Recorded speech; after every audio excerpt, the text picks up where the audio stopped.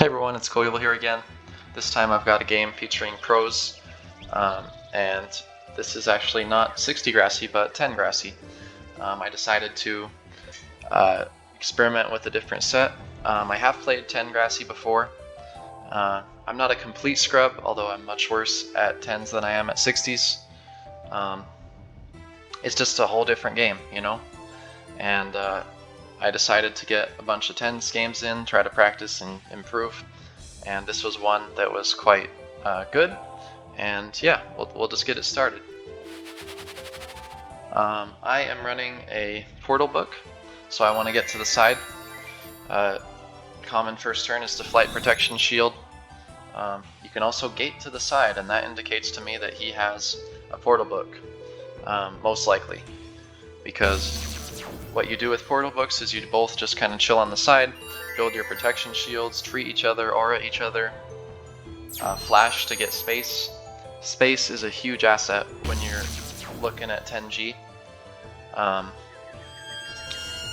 When you're looking at winning 10G, right?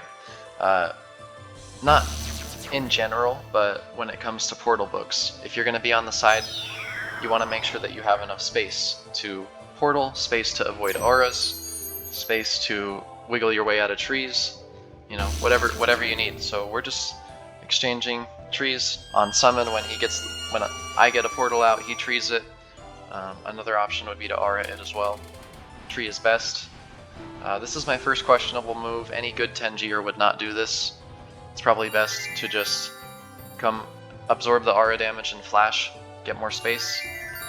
Pebbling just does nothing for me. I could just, you know, wait the tree out. It's not like I've got a plan to attack him anytime soon. Maybe even that portal is a bit premature. One thing I've learned is that when you're playing these generic portal books, you should really prioritize the spirit, and get your spirit out first before you get a portal up. Spirits can be used to tank an aura, can be used to block a portal, can be used to block like a water ball of your opponent if they're not block it completely, but tank the damage a little bit. Tank some pebbles. Like, there's a lot of uses that you can get out of a spirit, and it's often the small micro stuff that can win you the 10s games. Positioning and, you know, minion play that can really be very important in 10 GRASSY. And just all 10-second sets, right, in general. One interesting thing to note is that he has Storm Shield, which is kind of unique. He can actually use it on his spirit, which is a great asset too, and I think at this point, oh, he's going to move that spirit up and shield, and then when the tree dies, the full 25 damage will hit me, and that will not be good. He'll be able to chip down my protection shields. You could also portal grab me. Let me know if you guys want an arcane portal tutorial. I can show you guys how to do that and other cool tricks with portal. I don't use it much, but you know, I'm sure I could figure it out. I've done it before. So yeah, that could be fun. But yeah, let me know in the comments if you guys want to see that. So I decided to gate. It's probably not the best gate because you'll see what he ends up doing here. He can just block with the spirit and just ray. Gets free damage off on my portal, or on my protection shield, I mean. So I probably should just drain the tree, or yeah, draining the tree is probably the best play.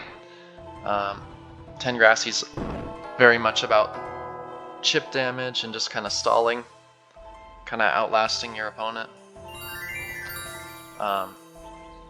At least with these portal books it is. This is very much like how original Arcanists 10 GRASSY was played. Just portal spam and really generic stuff. But yeah, I don't know, I like the strategy of it. Some people might find it boring, but yeah, if you play 10s, feel free to chime in on what you think of this game, good portal strategy, what you think I could have done better, what ProZ could have done better. Yeah, open to all feedback. Just trying to learn the set. It's tough. It's a lot different than 60s. I decided to run away because I am scared I can't really get to him. And he portal grabs me into the shield. He had the perfect positioning here. It's kind of insane. Like, I don't know if he planned that out, but he literally positioned his spirit perfectly so that the portal would not come into contact with the spirit. Because if the spirit's in the way, he's not able to get that portal off, you know. And he has to move around, but he only has 10 seconds. Nonetheless, he's able to get it, and the 25 damage here and there that he's able to get with this spirit is just really integral to his, you know, success here.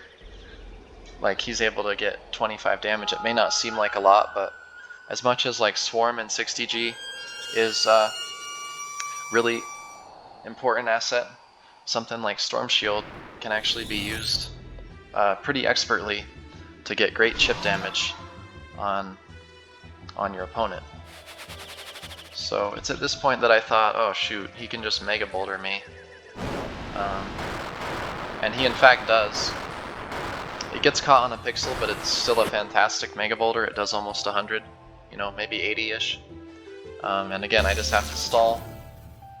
He has that Pegasus, even though he doesn't really need it, because there's not really much benefit to him double draining. But he can use it to trap me, and he does, and it really makes my life miserable. So I just decided to drain it. The problem is, his health is so much higher, and I really don't know how I'm going to win at this point. I want to go for the draw at this point, because I don't know, I'm not really comfortable in 10 Grassy. I don't know what to do in these kind of difficult, you know, come from behind situations. So I'm going to do my best attempt at stalling, and if I really was trying to stall, maybe I shouldn't have raid there, maybe I should have just flashed out. But I ray anyway, maybe it'll be an asset in the future to get him deflighted faster. You know, he only has 5 prot. So I do decide to flash out. He gets his Storm Shield up, which is a great play. I don't really have much to do here, so I decide to prot, get out of the aura.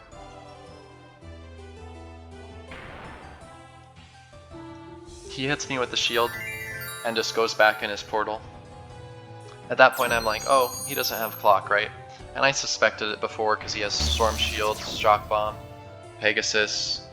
You know, he's just going to be the king of chip damage and try to just whittle me down turn by turn. Kind of just engage in a bit of a slow, grindy game. I get a decent Mega Boulder there, but then it dawns on me, why am I being aggressive when I'm down health? He can do some nice portal play here, hit me with the Storm Shield, drain me, and then I'm deflighted. And I just again have to stall. So maybe that Mega Boulder wasn't the best play. Like, if I'm going for a draw, why am I Mega Bouldering him, right? It's just not, it's not the right mindset to have. So regardless, I gotta live with it, right? Here, I see an opportunity. I decide to Mega Boulder. That's pretty much the best Mega Boulder that you could ask for.